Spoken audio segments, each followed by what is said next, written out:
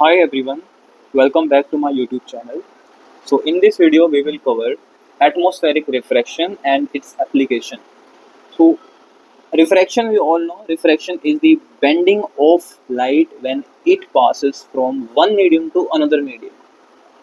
अब हम atmospheric reflection की बात करेंगे। बेटा अर्थ, मान लो ये आपकी अर्थ है and earth is having atmosphere, yes और नो? यस, एटमॉस्फेयर होता है अर्थ का और एटमॉस्फेरिक लेयर्स होती हैं, अलग अलग लेयर्स होती हैं atmospheric. So let's say these are the layers of atmosphere over Earth's atmosphere. So one important term is air density, जो इसमें हमें हेल्प करेगा। क्वेश्चंस जो भी आएंगे हमारे उसमें one important term क्या है, that is your air density. So जो air density होती है वो अर्थ के पास वाली जो लेयर होती है वो ज़्यादा होती है। As you can see over here, density is more, okay, near by Earth surface. And जैसे जैसे आप ऊपर जाना स्टार्ट करोगे, तो जो आपकी एयर डेंसिटी है, अर्थ की जो एयर डेंसिटी है वो डिक्रीज हो जाएगी।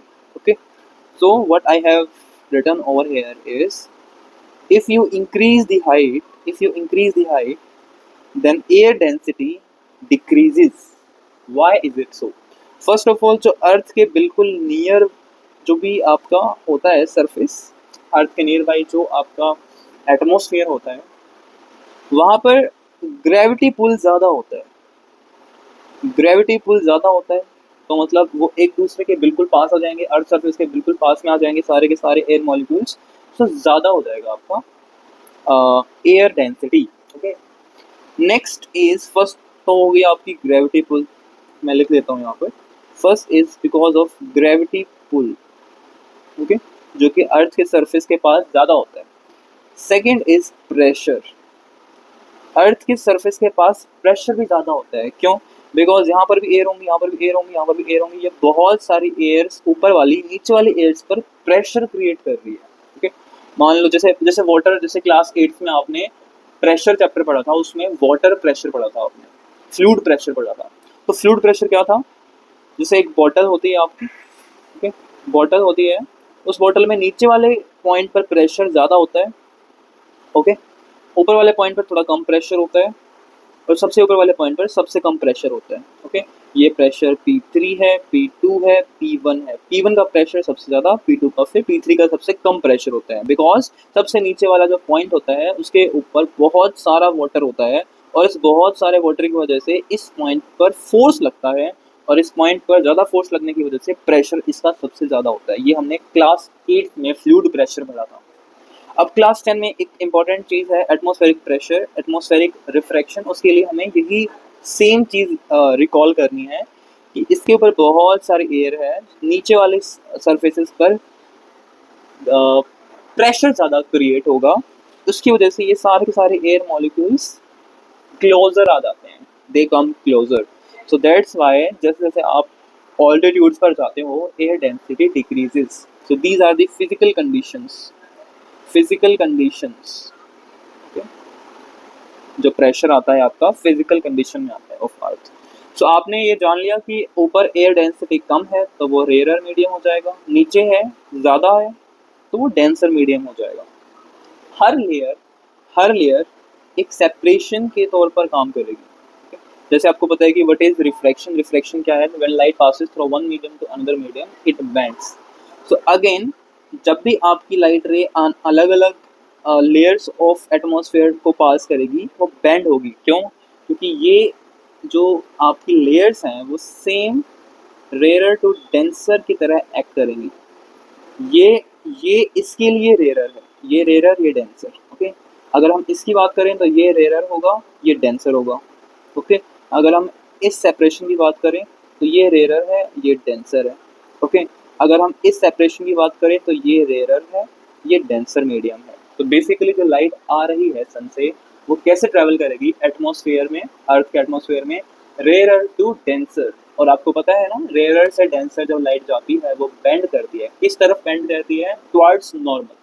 मैं आपको एक बार फिर से रिपीट कर देता हूँ। मान लो ये आपका एक सरफेस है, ओके, ये आपका डेंसर मीडियम है, ये आपका रेयर मीडियम है। मान लो लाइट ऐसे आ रही है, मान लो लाइट ऐसे आ रही है आपकी और ये परपेंडिकुलर है, इसको हम नॉर्मल बोलते हैं, परपेंडिकुलर टू दिस सरफेस। तो लाइट को ऐसे जाना था, बट लाइट ऐसे जाएगी, लाइट इस नॉर्मल, इस परपेंडिकुलर के तरफ बेंड हो जाएगी। यही बेंडिंग ऑफ लाइट रिफ्रैक्शन होती है। मैंने बार बार इसको एक्सप्लेन किया है, आई होप ये आपको क्लियर हो गया होगा। तो बेसिकली जब लाइट आ रही है, इसको पता चला कि रेयर से डेंसर जा रही है, ये बेंड हो जाएगी, थोड़ा इधर की तरफ बेंड होगी। ये आपका नॉर्मल होगा ना ऐसे, तो इस नॉर्मल की तरफ बेंड हो जाएगी। फिर से यहाँ पर ये नॉर्मल है, ये लाइट नॉर्मल की तरफ चली जाएगी, यानी कि इस तरफ आ रही है थोड़ी सी। फिर से यहाँ पर क्या है, एक नॉर्मल है, ये जो लाइट ऐसे जानी थी बट ये नॉर्मल की तरफ बेंड हो जाएगी। जी, ऐसे बेंड होती जा रही है, होती जा रही है, बेंड होती जा रही है, और लास्ट में बेंड होते होते होते होते होते ये हमें कुछ इस तरह से आती हुई दिखाई देगी। बट हमारा जो ह्यूमन ब्रेन है, जो हमारी ह्यूमन आई है, वो कैसे इसको इंटरप्रेट करेगा, उसको लगेगा कि लाइट इस तरफ से आ रही है तो ये सीधी ही आ रही होगी। हमें लगता है कि लाइट सीधी आती है स्ट्रेट लाइन में। वैसे तो लाइट स्ट्रेट लाइन में ट्रैवल करती ही है, बट ह्यूमन ब्रेन को लगेगा कि लाइट बैंड होके नहीं आई है, लाइट सीधी आ रही है, क्योंकि ये जो एरिया है ये बहुत सारे किलोमीटर का एरिया होता है। ये जो मैंने आपको छोटे से डिस्टेंस में ये लाइट रे दिखाई है ना, ये बहुत ज़्यादा है। ओके, सो हमें लगेगा कि लाइट इस तरफ से आ रही है, तो ये बेसिकली स्टार हमें ऊपर दिखाई देगा। Okay, comparatively it's actual position. So ये स्टार की एक्चुअल पोजीशन है, जो स्टार से लाइट आ रही थी वो इसकी एक्चुअल पोजीशन जो है वो वहाँ पर नहीं दिखाई देगा, वो हमें अपेरेंट पोजीशन पर दिखाई देगा, जो कि रियल नहीं है, बस हमें लग रहा है, वो अपीयर हो रहा है वहाँ पर। ऐसा क्यों होता है, स्टार हमें ऊपर क्यों दिखाई देता है, because of atmospheric refraction. Okay, next, जो स्टार होते हैं वो ट्विंकल करते रहते हैं, ऐसा क्यों होता है? Twinkling of stars. Since star is very far away, appear to be a point source. Okay, star जो होते हैं वो बहुत ज़्यादा दूर होते हैं। कुछ कुछ स्टार्स तो सन से भी बड़े साइज में होते हैं, बट फिर भी वो छोटे दिखाई देते हैं। क्यों?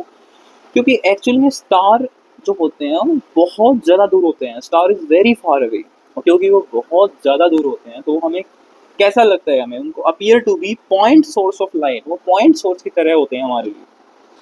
बट ट्विंकल क्यों करते हैं, please understand this.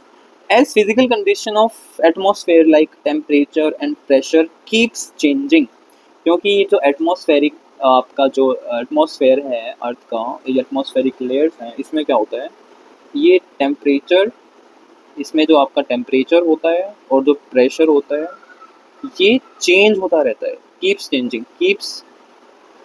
Keeps changing. सो क्योंकि आपका ये जो एक सरफेस होता है, एक लेयर जो होती है, ये एक मीडियम की तरह एक्ट करती है, और क्योंकि इस मीडियम का, इसमें से रिफ्रैक्शन हो रहा है, तो इस मीडियम का कुछ ना कुछ रिफ्रैक्टिव इंडेक्स होगा। ओके, रिफ्रैक्टिव इंडेक्स पता है ना आपको, वो हमने लाइट चैप्टर में किया था। रिफ्रैक्टिव इंडेक्स ये डिसाइड करता है कि कितनी लाइट स्लो होगी। जब एक लाइट एक मीडियम से दूसरे मीडियम में जा रही है, how much it will slow down, okay, और how much it will bend. तो ये डिसाइड करता है रिफ्रैक्टिव इंडेक्स। क्लियर? जिसको हम म्यू से डिनोट करते हैं, म्यू से। So basically because temperature and pressure, these are the physical conditions of atmosphere, so it keeps changing. So अगर ये टेम्परेचर प्रेशर चेंज हो रहा है तो मतलब इसका रिफ्रैक्टिव इंडेक्स भी चेंज होता जा रहा है, और क्योंकि रिफ्रैक्टिव इंडेक्स चेंज हो रहा है तो ये लाइट जो बेंड होती है वो कभी ज़्यादा बेंड होगी, कभी कम बेंड होगी। अब कभी लाइट ज़्यादा बेंड हो रही है तो हमारी आंखों से हट जाएगी। ओके, हम तो एक ही पोजीशन पे है ना। ओके, तो कभी लाइट ज़्यादा बेंड हो रही है, कभी कम बेंड हो रही है, कभी ज़्यादा, कभी बेंड, कभी ज़्यादा, कभी बेंड। ये जो बेंडिंग है ये चेंज होती रहती है। Amount of star light entering eyes also flickers. Amount of जो स्टार लाइट है वो भी चेंज होती रहती है कि कितनी बेंड होगी, कितनी स्लो डाउन हो रही है लाइट, कितनी ज़्यादा कम हो रही है, कितनी कम नहीं हो रही है, ये सब चीज़ें चेंज हो रहा है। Okay, it is changing because of the physical condition of atmosphere like temperature and pressure keeps changing. तो जो अपेरेंट पोजीशन है स्टार की वो फ्लक्चुएट होगी हमारी। तो star sometimes appear brighter, sometimes it appears फेंटर, so this is the twinkle effect. So because of this change in temperature and pressure of different layers of earth na, the stars appears to be in twinkling effect. Okay, ये star जो है twinkle होता हुआ दिखाई देगा, but ये actual में twinkle नहीं हो रहा है, वो तो कांस्टेंट है। ओके, बट ये अपीयर हो रहा है ट्विंकल होते हुए because of atmospheric refraction. Okay, next is why planets do not twinkle. बेटा जो प्लैनेट्स होते हैं वो मच मोर क्लोजर होते हैं हमारी अर्थ से कंपेयर टू स्टार। स्टार तो बहुत दूर होते हैं। क्योंकि स्टार बहुत दूर होते हैं इसलिए हम उनको पॉइंट सोर्स की तरह ट्रीट करते हैं, बट प्लैनेट तो बहुत बड़े होते हैं ना, तो उनको हम वन पॉइंट सोर्स की तरह नहीं मान सकते हैं। We consider it a collection of large point source of light because they are much closer and extended source होते हैं। ओके, सो टोटल वेरिएशन जो है लाइट की, वेरिएशन जीरो होगी। ओके, जो लाइट रिफ्लेक्ट होती है प्लैनेट से वो वापस भी तो आती है ना हमारे पास। कुछ स्टूडेंट बोल रहे हैं प्लैनेट्स की तो खुद की लाइट नहीं होती है, बट सन से रिफ्लेक्ट होकर तो लाइट आ रही होती है ना बेटा। सो जो रिफ्लेक्ट होकर जो लाइट आती है, फिजिकल कंडीशंस इसमें भी चेंज होगी। टेम्परेचर प्रेशर जो अर्थ का है अभी भी वो चेंज होता ही है। ऐसा तो नहीं है कि प्लैनेट है, प्लैनेट की लाइट आ रही है तो उसके लिए टेम्परेचर प्रेशर चेंज नहीं होगा, ऐसा नहीं होता। प्लैनेट से जो लाइट आ रही है वो भी रिफ्लेक्शन हो रहा है, एटमॉस्फेरिक रिफ्लेक्शन हो रहा है। इसके लिए भी जो हमारी फिजिकल कंडीशंस है एटमॉस्फेयर की, जैसे टेम्परेचर प्रेशर, वो अभी भी चेंज होती रहेंगी, लेकिन फिर भी ट्विंकल करते हुए प्लैनेट नहीं दिखाई देते। Why? Because total variation in light जो है entering in our eyes is zero, मतलब वेरिएशन नहीं आता है ना उसमें। तो हम मान के चलते हैं कि एक ही लाइट आ रही है स्टार में, तो मान लो बैंड हो गई, कभी इधर बैंड हो गई, कभी इधर हमारी आंखों में आ गई, कभी उधर बैंड होगी। रिफ्लेक्शन रिफ्लेक्टिव इंडेक्स ज़्यादा हो गया बिकॉज प्रेशर ज़्यादा हो गया, टेम्परेचर कम हो गया, मान लेते हैं ऐसे। तो कुछ ना कुछ ऐसा होता ही रहता है फिजिकल कंडीशंस में, टेम्परेचर प्रेशर में, कि वो बेंडिंग ऑफ लाइट जो है वो ज़्यादा कम ज़्यादा होता रहता है। लेकिन यहाँ तो बहुत सारी लाइट आ रही है, किसी का ज़्यादा बेंड हो गया, किसी का कम हो गया, लेकिन बहुत सारी लाइट अभी भी हमारी आंखों में आ रही होती है। ओके, सो अगर मान लो 100 लाइट में से 50 लाइट इधर उधर हो भी गई, लेकिन बाकी की 50 लाइट तो हमारी आंखों में आ रही होती है ना। सो बेसिकली हमें वो कांस्टेंट लगता है। प्लैनेट जो है वो ट्विंकल नहीं करता। एक्चुअली में तो स्टार भी ट्विंकल नहीं करता, बट स्टार हमें ट्विंकल होता हुआ दिखाई देता है। So planets don't twinkle, that's why. Next topic is advance sunrise and delayed sunset. Do you know, हम सन को 2 मिनट एक्स्ट्रा देख सकते हैं during sunrise, I mean sunset, और 2 मिनट एक्स्ट्रा देख सकते हैं सनसेट से, आई मीन सनराइज से पहले ही। चलो मैं अच्छे से लिख देता हूँ इसको। We can see 2 minute extra, okay, from sunrise, मतलब सनराइज होने से पहले ही हम 2 मिनट पहले ही देख सकते हैं। Okay, and 2 minute extra we can see after sunset, मतलब सन जब चला गया है नीचे, सनसेट हो गया है, अभी भी 2 मिनट एक्स्ट्रा हमें दिखाई देता है। और जब मॉर्निंग में सनराइज हो रहा होता है तो 2 मिनट पहले ही हमें दिख जाता है। ऐसा क्यों होता है? सेम रीज़न है बेटा, एटमॉस्फेरिक रिफ्लेक्शन। जैसे स्टार हमें अपेरेंट पोजीशन स्टार की एटमॉस्फेरिक रिफ्लेक्शन की वजह से ऊपर दिखाई दिया था, वैसे ही जो सन है वो भी आपका ऊपर दिखाई देता है। तो ये जो आपकी सनलाइट है वो बैंड होती रहती है, रिफ्लेक्ट होती रहती है, रिफ्लेक्ट होकर जब हमारी आंखों में दिखाई देती है तो हमें लगता है कि ये ऊपर है सन, बट एक्चुअल में वो है नीचे। ये एटमॉस्फेरिक रिफ्रैक्शन की वजह से होता है। अगर क्वेश्चन आता है ऐसा तो आप लिख सकते हो because of atmospheric refraction. Explain करने के लिए आप पूरा एक्सप्लेन भी कर सकते हो कि एटमॉस्फेरिक रिफ्रैक्शन होता है, एयर लेयर्स होती हैं, बहुत सारी चीज़ें होती हैं। आप रिफ्रैक्शन को एक्सप्लेन कर दो, रिफ्रैक्शन क्या होता है। So that's how you can increase the lines of answer. Next is scattering of light. When a beam of light strikes fine particles, okay, fine particles कैसे भी हो सकते हैं, जैसे heterogeneous colloidal solution important है इसमें। heterogeneous मतलब different types of particles होते हैं, okay, same नहीं होते हैं। colloidal होता है solution, आपने केमिस्ट्री में पढ़ा ही होगा। okay? The path of beam becomes visible। अगर ऐसे fine particles और heterogeneous mixture में से अगर light को पास कराओगे तो वो visible हो जाएगी।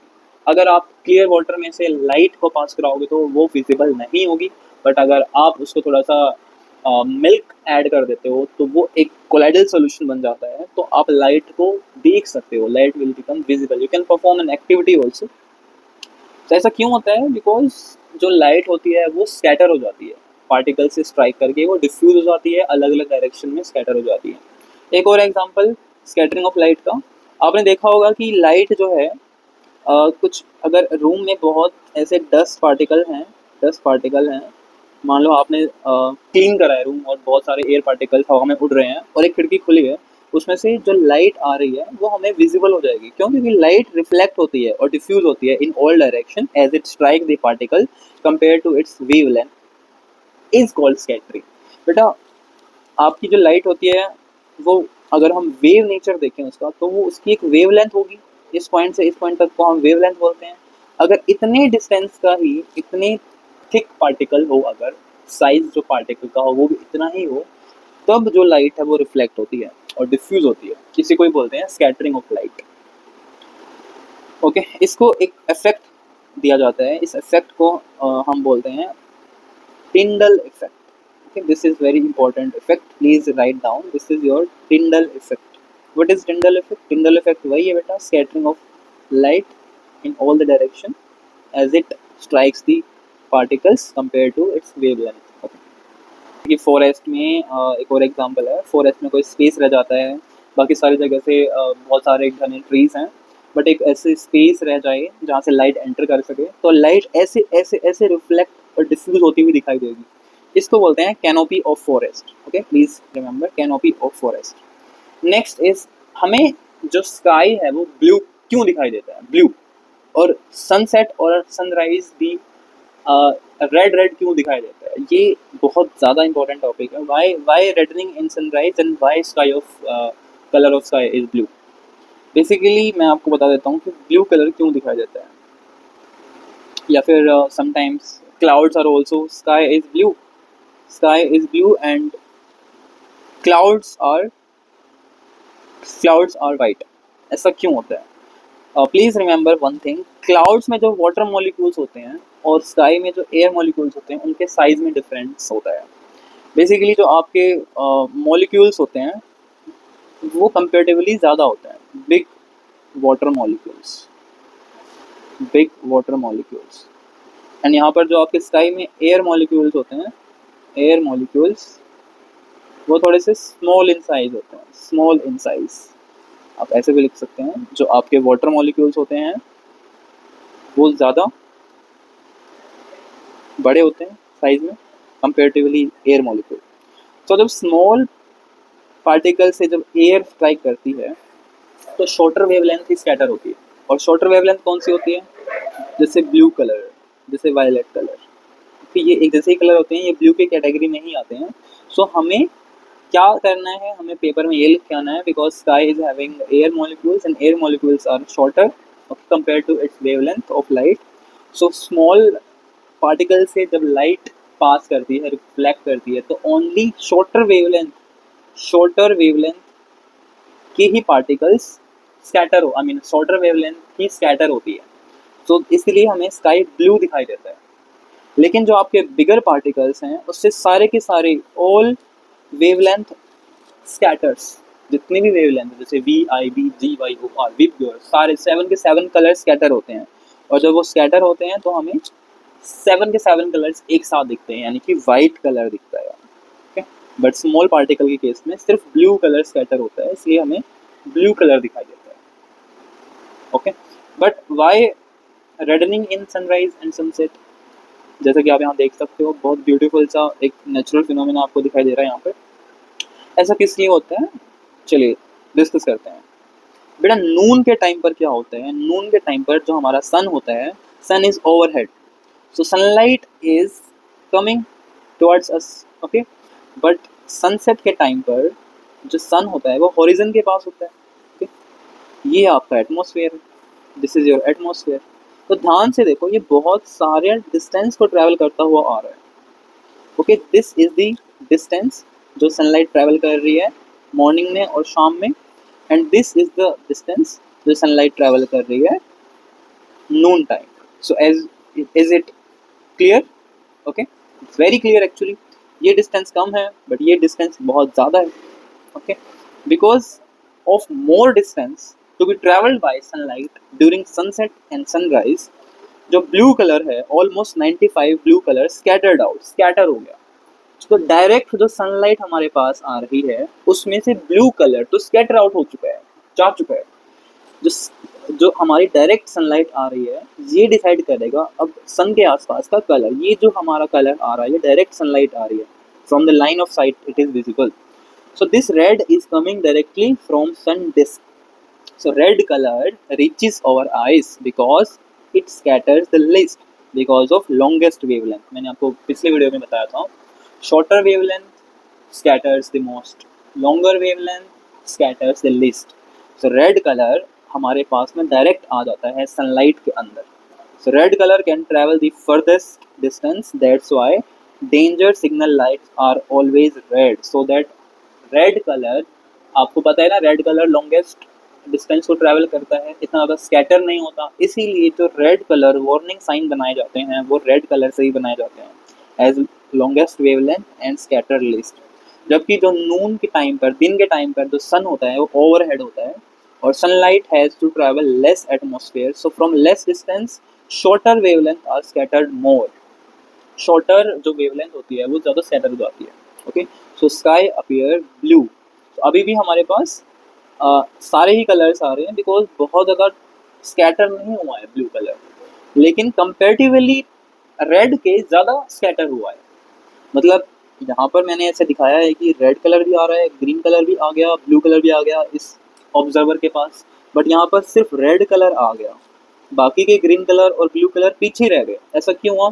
देखो, ब्लू कलर तो यहाँ पर सारा ही स्कैटर आउट हो चुका था, ग्रीन कलर यहाँ पर जाकर स्कैटर आउट हो चुका था, बट रेड कलर सबसे कम स्कैटर हुआ, इसीलिए हमारे पास में आ गया. क्योंकि ये सन से डायरेक्टली आ गया, इसीलिए बीच में तो रेड कलर दिखता है, बट अभी भी मोस्ट ऑफ द एटमॉस्फेयर में ब्लू कलर आपको दिखाई देगा. आपने ये नोटिस किया होगा कि सिर्फ सन के आसपास ही रेड कलर दिखाई देता है, उसके आगे बियॉन्ड ब्लू कलर ही होता है. Why blue colour is more? बेटा 95% ब्लू स्कैटर आउट हुआ है, क्योंकि रेड कलर से ज़्यादा स्कैटर कौन सा कलर हुआ है? ब्लू कलर स्कैटर हुआ है, इसलिए ज़्यादा तो आपको ब्लू कलर ही दिखाई देगा. बट डायरेक्टली जो आ रहा है सन से वो रेड कलर दिखाई देगा बिकॉज ब्लू नहीं बचा, स्कैटर आउट हो गया. बट दिन के टाइम पर तीनों के तीनों एक साथ आ रहे हैं आपके, मेनली 3 कलर्स हो जाएंगे. सभी कैटेगरीज को देखें वेब व्यूअर में तो 3 कैटेगरी ज़्यादा होती हैं, ब्लू, ग्रीन और रेड. बट अभी भी हमें स्काई ब्लू क्यों दिखाई दे रहा है? बिकॉज कलर तो तीनों आ रहे हैं, हमें सन वाइट या फिर येलोइश दिखेगा क्योंकि तीनों कलर डायरेक्टली आ रहे हैं. बट एटमॉस्फेयर कैसा दिखाई देगा? एटमॉस्फेयर हमें ब्लू दिखाई देगा. क्यों? क्योंकि blue colour scatters more than any of the colour. अब दो चीज़ें ध्यान देने के लिए इम्पॉर्टेंट हैं.